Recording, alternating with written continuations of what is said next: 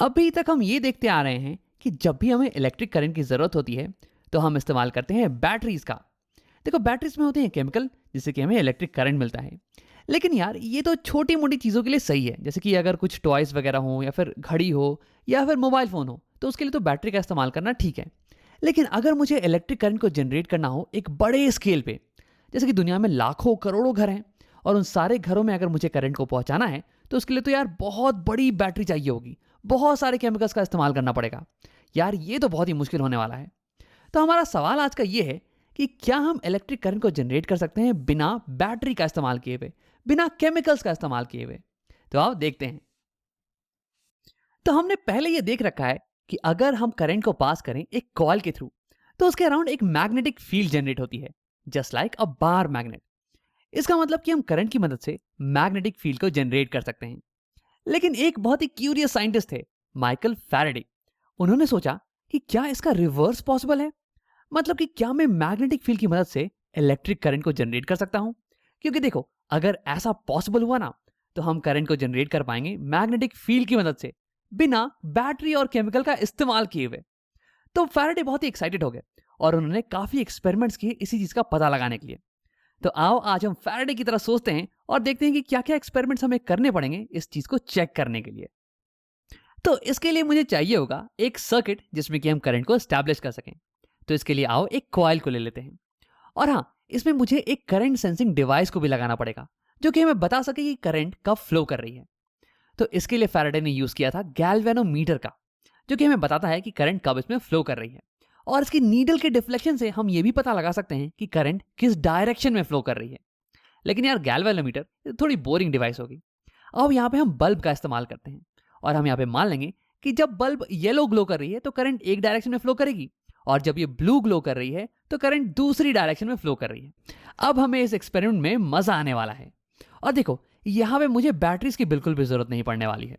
हमें तो ये चेक करना है ना कि क्या हम करंट को जनरेट कर पाते हैं मैग्नेटिक फील्ड की मदद से, ना कि बैटरी की मदद से।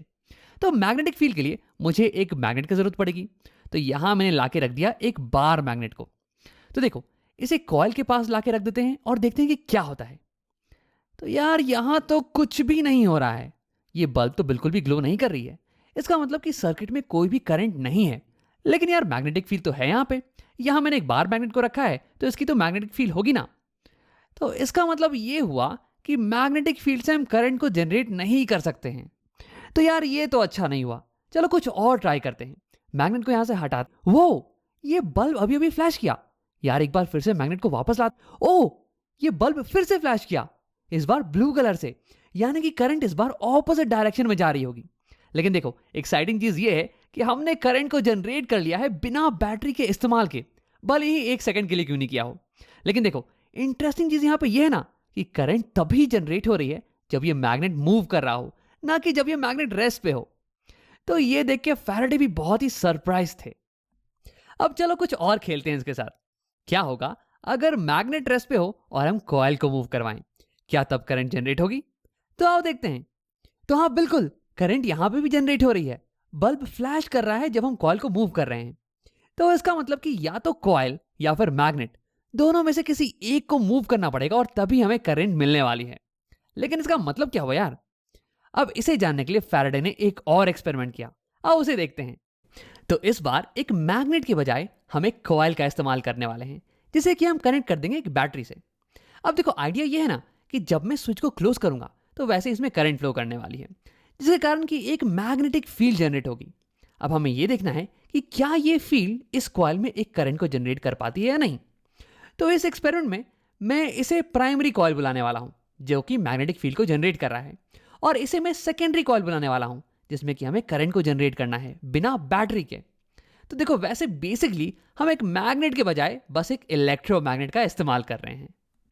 तो चलो स्विच को क्लोज करते हैं। और अरे, यहां पे तो फिर से एक फ्लैश देखने को मिली। तो क्या हो क्या रहा है यहां पे? तो देखो, यहां अभी अभी सर्किट तो क्लोज है, एक करंट फ्लो कर रहा है प्राइमरी कॉइल में, यानी कि इसकी एक मैग्नेटिक फील्ड होने वाली है। लेकिन हमें कोई भी करंट देखने को नहीं मिल रही है सेकेंडरी कॉइल में। हमें बस एक सेकेंड के लिए एक करंट देखने को मिली थी। तो यार, ये हो क्या रहा है? तो आओ एक बार स्विच को ओपन कर। ओ, फिर से एक फ्लैश देखने को मिली। तो फैराडे को ये पता लगाना था कि आखिरकार हो क्या रहा है।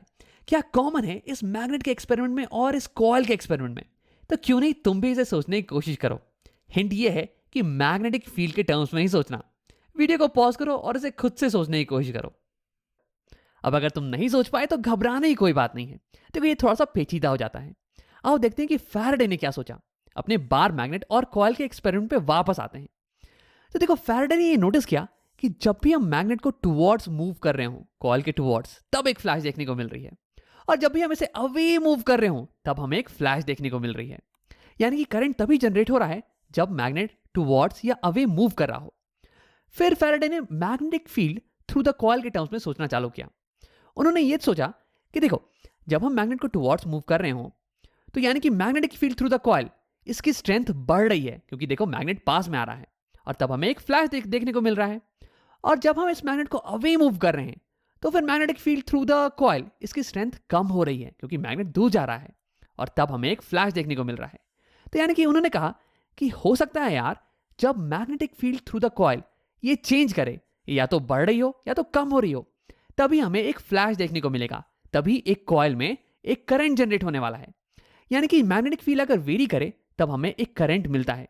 लेकिन अगर मैग्नेट स्टेशनरी रखा हुआ हो तो देखो अभी भी मैग्नेटिक फील्ड जा रही है कॉइल के थ्रू, लेकिन ये चेंज नहीं कर रही है और यहाँ पे कोई भी करंट हमें नहीं देखने को मिल रहा है। यानी कि changing magnetic field through a coil, ये कॉइल में एक करंट को जनरेट करने वाली है। अब आओ इसी चीज को अपने सेकेंड एक्सपेरिमेंट में अप्लाई करके देख लेते हैं। तो देखो इस केस में हमें फ्लैश तब देखने को मिल रही थी जब हम स्विच को क्लोज कर रहे हों या फिर जब हम स्विच को ओपन कर रहे हों। देखो बीच में हमें कोई भी फ्लैश नहीं मिल रही थी। तो यार यहाँ पे क्या हो रहा है? तो देखो जब हम स्विच को क्लोज करते हैं तो फिर सर्किट में एक करंट फ्लो करना चालू कर देता है। अब मान लो कि इस करंट की वैल्यू कुछ 1 एम्पियर के बराबर हो। तो जब स्विच ओपन था तो फिर कोई भी करंट फ्लो नहीं कर रही थी, 0 एम्पियर की करंट थी। और जैसे ही मैंने स्विच को क्लोज किया तो फिर इसमें 1 एम्पियर की करंट आ गई। लेकिन यार मेरा सवाल ये है कि क्या करंट 0 से 1 ये तुरंत इंक्रीज करती है जैसे ही हम स्विच को ऑन करते हैं?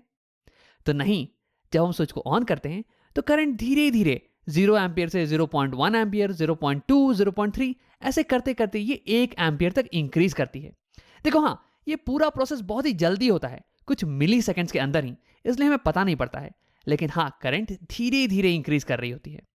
यानी कि कुछ मिली सेकेंड्स के अंदर करंट 0 एम्पियर से 1 एम्पियर तक पहुंच जाता है।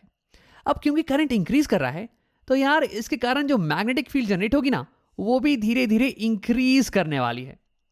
यानी कि हम ये भी कह सकते हैं कि magnetic field through the coil ये धीरे धीरे इंक्रीज कर रहा है।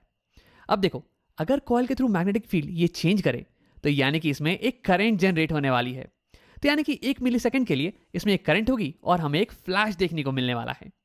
अब देखो एक बार जब करंट ये इंक्रीज होके 1 एम्पियर तक पहुंच गई, उसके बाद तो करंट चेंज नहीं करने वाली है। यानी कि मैग्नेटिक फील्ड ये भी कांस्टेंट हो जाएगी, ये चेंज नहीं करेगी। यानी कि फील्ड थ्रू द कॉइल ये अब चेंज नहीं करने वाली है। तो यानी कि हमें कोई भी करंट नहीं मिलेगा। एक बार ये स्विच बंद हो जाए और करंट मैक्सिमम हो जाए तो फिर कोई भी करंट नहीं मिलने वाला है। इस सेकेंडरी कॉइल में कोई भी फ्लैश नहीं होगी। अब बिल्कुल ही सिमिलर चीज होगी जब हम स्विच को ओपन करेंगे। जैसे ही मैंने स्विच को ओपन किया वैसे ही इसकी करंट ये 1 एम्पियर से रिड्यूस होकर 0 एम्पियर तक पहुंच जाएगी, लेकिन धीरे धीरे। और इसलिए इसकी मैग्नेटिक फील्ड ये भी धीरे धीरे रिड्यूस होने लगेगी। और देखो इसका मतलब कि सेकेंडरी कॉइल के थ्रू मैग्नेटिक फील्ड ये रिड्यूस हो रही है, ये चेंज कर रही है। और इसलिए इस मोमेंट पे इसके अंदर एक करंट इंड्यूस होने वाली है और हमें एक फ्लैश देखने को मिलेगा। अब ये सब कुछ हो जाता है बहुत ही जल्दी, कुछ मिली सेकेंड्स में, और इसलिए ये फ्लैश ये तुरंत होती है और ये गायब हो जाती है। तो फैराडे की डिस्कवरी ये थी कि एक कांस्टेंट मैग्नेटिक फील्ड, इससे हमें करंट नहीं मिलता है, बल्कि एक चेंजिंग मैग्नेटिक फील्ड, इससे हमें करंट मिलता है। अब देखो यहां पे हमें करंट मिल रहा है एक मैग्नेटिक फील्ड के प्रभाव के कारण। तो इसलिए हम इसे एक नया नाम देते हैं, इसे हम बुलाते हैं इंड्यूस करंट। इंड्यूस मतलब कि किसी के प्रभाव के कारण होना। अब देखो इसे हमने एक नया नाम इसलिए दिया ना ताकि हम इसके बारे में आसानी से बात कर पाएं। अब कल को मैं कहूंगा इंड्यूस करंट तो तुम ये समझ जाना कि ये बैटरी वाली करंट नहीं, बल्कि ये मैग्नेटिक फील्ड वाली करंट है। अब देखो यहां पे करंट है तो यानी कि वोल्टेज भी होगा। देखो वोल्टेज के कारण ही तो चार्जेस ये मूव कर पाते हैं और हमें एक करंट मिलती है। तो यानी कि यहां पे चेंजिंग मैग्नेटिक फील्ड एक वोल्टेज को भी जनरेट कर रहा है और इस वोल्टेज को हम एक नया नाम देते हैं, इसे हम बुलाते हैं इंड्यूस्ड वोल्टेज। अब इस फिनोमेना को हम बुलाते हैं इलेक्ट्रोमैग्नेटिक इंडक्शन। तो इलेक्ट्रोमैग्नेटिक इंडक्शन असल में यह बताता है कि अगर एक कॉल के थ्रू मैग्नेटिक फील्ड ये चेंज कर रही हो, तो उस कॉल में एक करंट और वोल्टेज इंड्यूस होने वाली है। अब देखो, कहानी कुछ ऐसी है कि एक बार फैराडे पूरी दुनिया को ये बात बता रहे थे। तो एक आदमी ने उनसे पूछा कि यार, इसमें कौन सी बड़ी बात है? चेंजिंग मैग्नेटिक फील्ड के कारण करंट जनरेट होता है, इससे क्या हो जाएगा? तो फिर फैराडे ने कहा कि एक दिन सारे घरों में बिजली इसी के कारण आने वाली है। और आज भी 200 साल के बाद भी हम सभी के घर में बिजली इसी के कारण आती है, इलेक्ट्रोमैग्नेटिक इंडक्शन।